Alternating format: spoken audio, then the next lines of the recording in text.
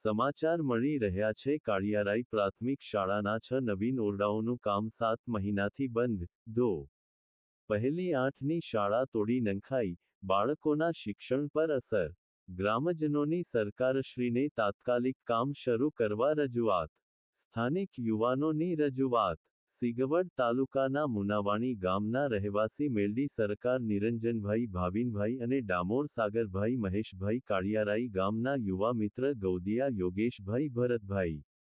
સિંગવડ તાલુકાના કાળિયારાઈ ગામની પ્રાથમિક શાળામાં મંજૂર થયેલા 6 નવીન ઓરડાઓનું કામ ખાતમુહૂર્તના 7 મહિના બાદ પણ શરૂ ન થતા ગ્રામજનોમાં ભારે રોષ જોવા મળી રહ્યો છે.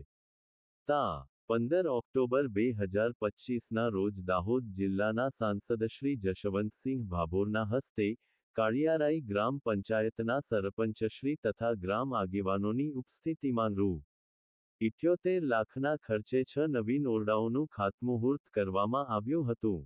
ગ્રામજનોના જણાવ્યા મુજબ, ખાતમુહૂર્ત વખતે શાળાના ધોરણ પહેલી 8ના જૂના ઓરડાઓ તોડી નાખવામાં આવ્યા હતા.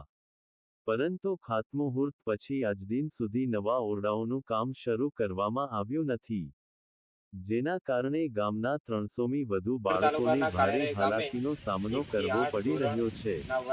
હાલ ચોમાસાની સિઝન નજીક આવી રહી છે અને બાળકોને ખુલ્લામાં કે વૈકલ્પિક જગ્યાએ બેસીને અભ્યાસ કરવો પડે છે, જેના લીધે તેમના શિક્ષણકાર્ય પર માઠી અસર પડી રહી છે. આથી કાળિયારાઈના સમસ્ત ગ્રામજનો સરકારશ્રી અને સંબંધિત તંત્રને નમ્ર વિનંતી કરે છે કે, મંજૂર થયેલા 6 ઓરડાઓનું બાંધકામ તાત્કાલિક ધોરણે શરૂ કરવામાં આવે, જેથી બાળકોનું શિક્ષણ બગડતું અટકાવી શકાય.